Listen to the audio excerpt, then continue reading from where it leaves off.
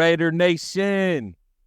Las Vegas Raiders 30, New York Giants 6. Ball game. That was a hell of a game. Hell of a game. It was a breath of fresh air, man. First of all, shout out to all the fans that went to that game. That was probably the first time that it felt like we really had home field advantage that game.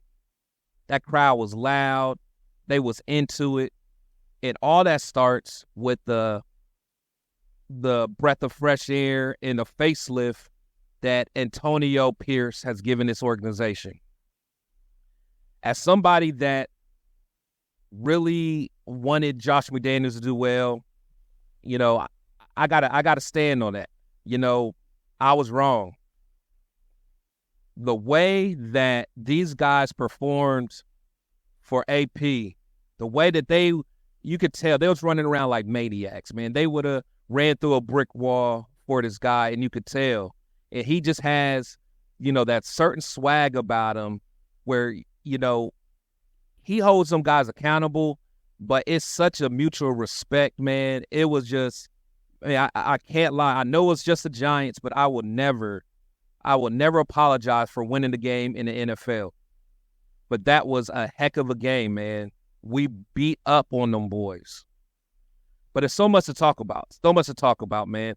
So, again, first I want to talk about just AP just as a whole, man. Like, if you just watch what was going on all week, man, you would just see certain things. Like, these guys were having fun. These guys seemed loose. These guys still had a secret, like, not a secret. They just had like a confidence about them. Like, they almost knew, like, what was about to happen. I mean, it was just a calmness, but they were still hype at the same time, if that makes sense.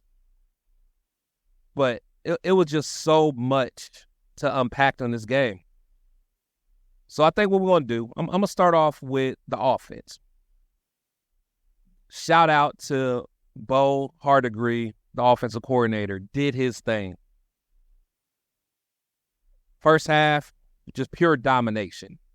One thing that I've been wanting, one of the keys to victory for me is, you know, we had to start up front. You know, we had to win in the trenches because the last few weeks, actually all year, we just haven't been doing that. This team came out, they were firing off the ball, they were getting a push up front, they were moving men. There was many times I saw Dexter Lawrence stood up. That is the type of stuff I've been saying, man. I've been talking about lack of player execution. These guys executed today. These guys were winning their one-on-one battle. I mean, I'm looking at Van Roten. I'm looking at Andre James, Parham. I mean, Colton Miller was a beast. You know, Jermaine, I mean, all of them. I mean, they were playing great. We didn't even have our fullback today. So I know they put Natane Moody at fullback on the goal line. He was blowing it up. That's what I'm talking about, man. Them dudes was playing. They were fired up, man.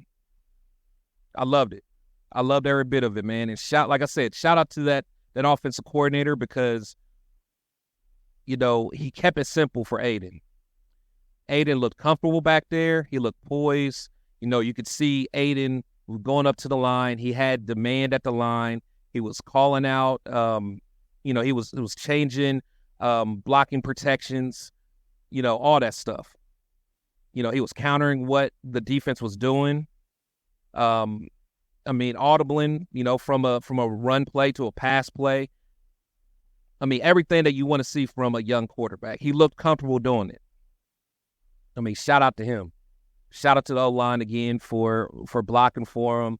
And shout out to, again, the OC for putting him in a position where he could be successful. Aiden was getting the ball out fast. He was making quick reads.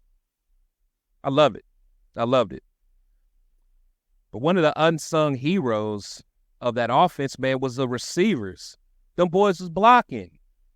Devonte Adams, our first-team All-Pro receiver, proves that he's not above blocking. Now, will I say he blocked all year? No. But again, it goes back to playing inspired, playing with passion, having that dog mentality brought out of you. And that's what the coach did. Devonte, again, if you rewatch it, Devonte was getting pancakes, man. Like he was knocking his guy on his butt. In fact, the very first touchdown that Jakobi Meyers got, it was because he got sprung loose because of Devontae's block. If you're an all-pro receiver and you are out there blocking your butt off, what do you think that does for the huddle in the locker room, man, in that whole wide receiver room? That's why you see Jakobi Meyers blocking. He was blocking his butt off as well. Like, I'm telling you, it's a mentality, man. It's a mentality, and it's a snowball effect. Man, I loved everything I saw from those receivers, especially in the first half. I love seeing the 5 receiver sets. We were dangerous when we had the 5 receiver sets. The Giants didn't know what to do. And again, I don't know if, this first half was because they didn't have much film on us. They didn't know what to expect with the new play caller. So next week's going to be the real week to be able to see, okay, where are we at from an offense perspective? Are we able to make adjustments and things like that? Because it could probably be argued maybe we didn't make good adjustments today because the second half was very, it was very anemic. It was nothing, nothing moving in that second half. We were 3 and out, back to back. We couldn't really get that run game going. I mean, we struggled in the second half, so that is a little concerning. But again, this was a short week. A lot was going on, so I'm not tripping. We got 30 points. I'm not going to trip too much. However, we're going to pay a lot of attention on how we look next week for the Jets, because that Jets defense is going to be the best defense that we play all year.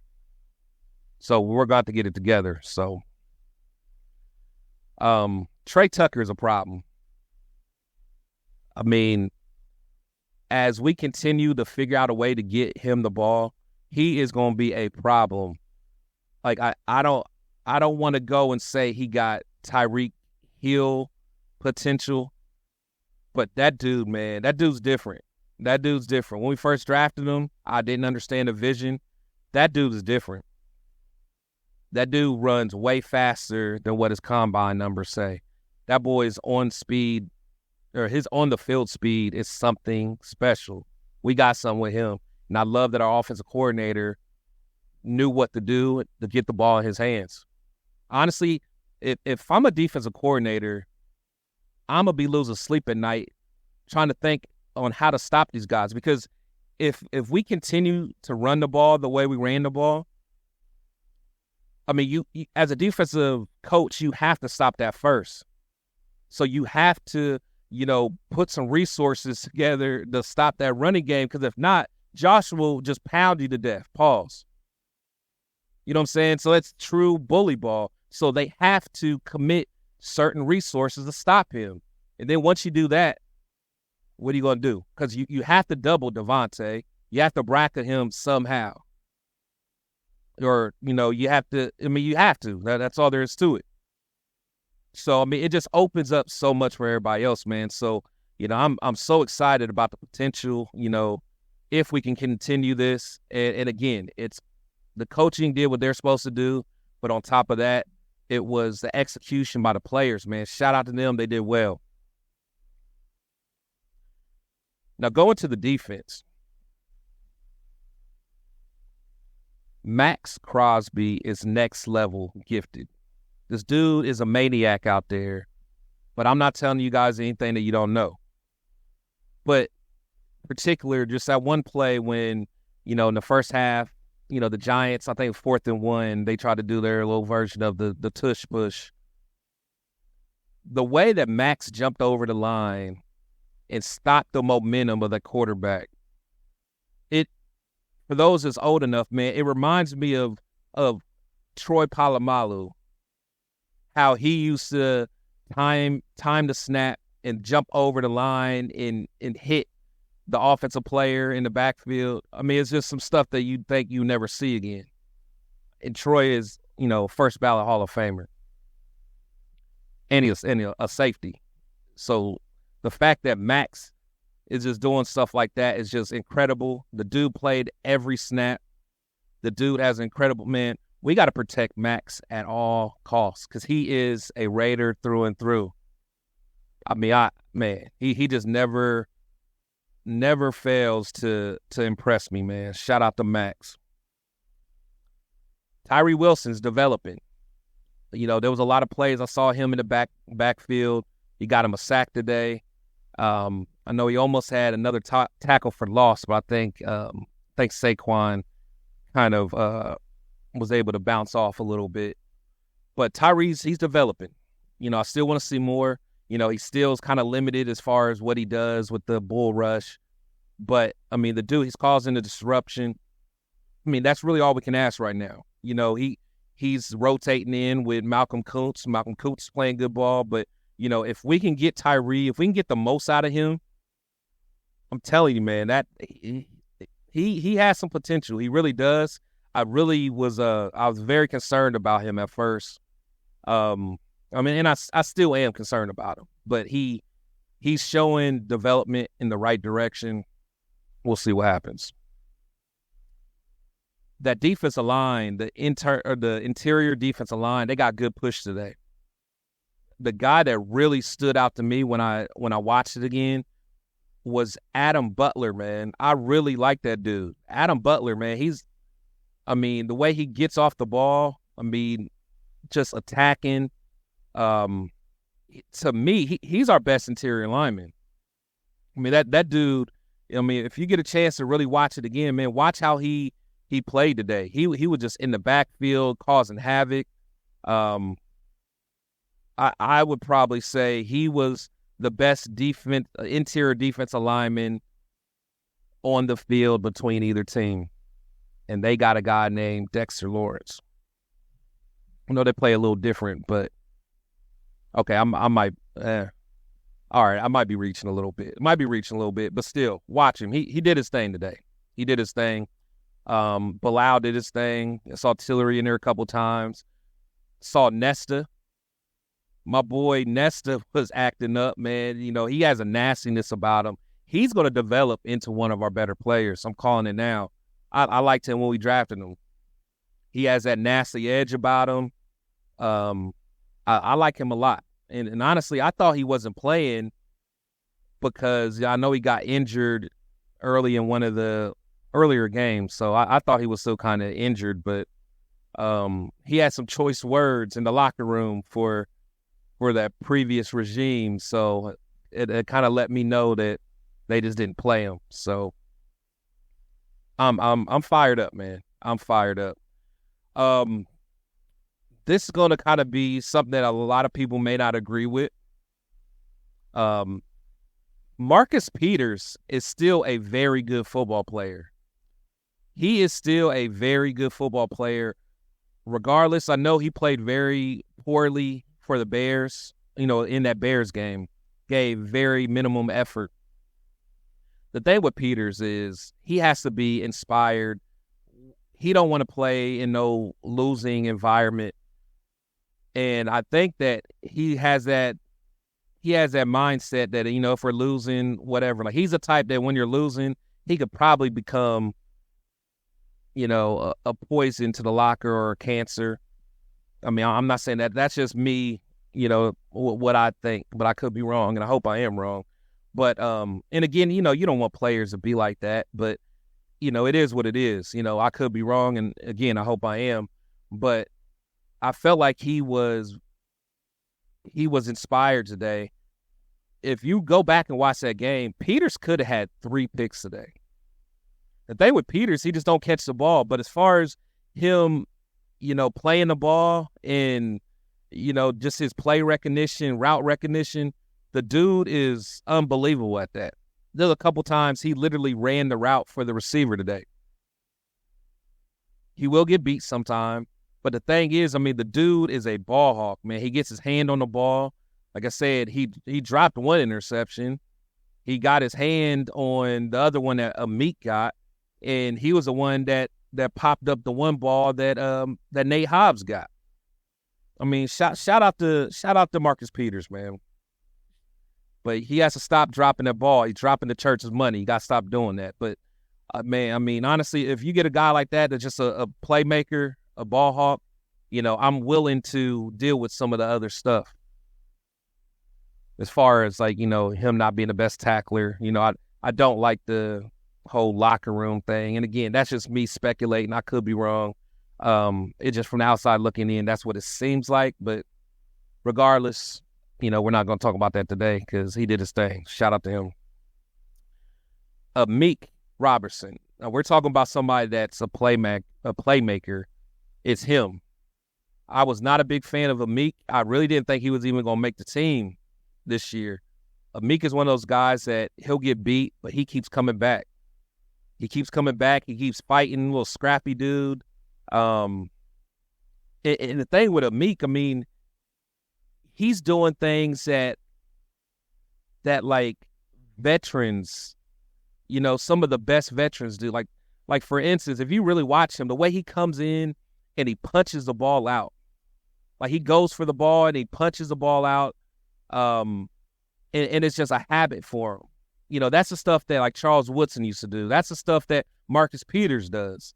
You know, just have a knack for the ball and goes after the ball, and I love it. I love it. And he's tough, man.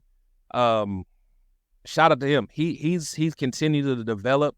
And I think a coach like AP, he's always going to get the most out of someone like Meek. So, because Meek got that dog attitude, man.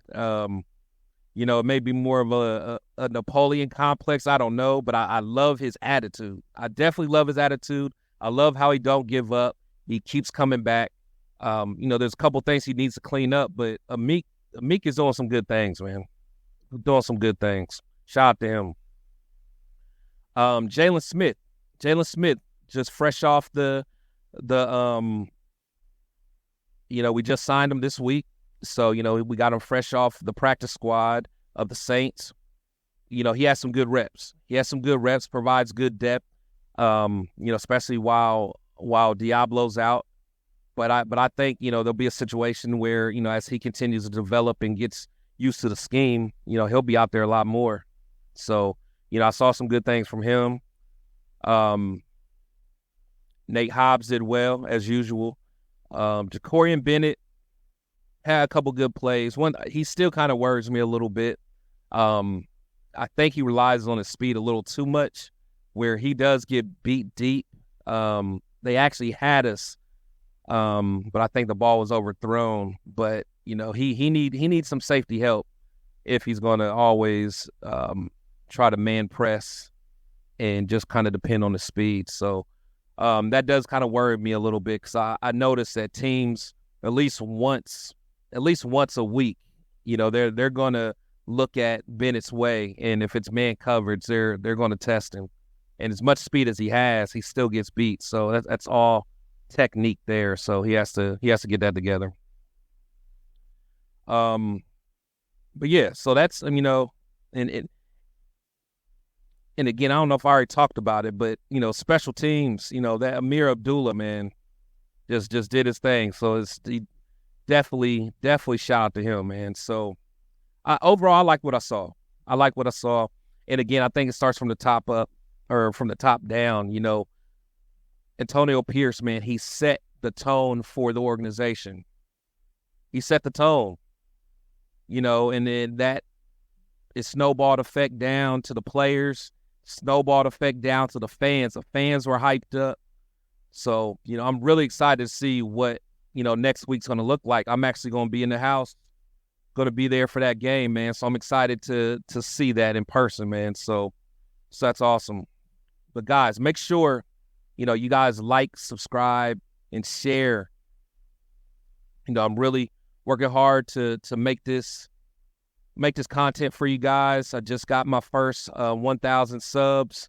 So now it's on the road to 2,000. So, but, you know, like I always say, man, you know, coaches and players, they come and go. We must always protect the shield. Got to.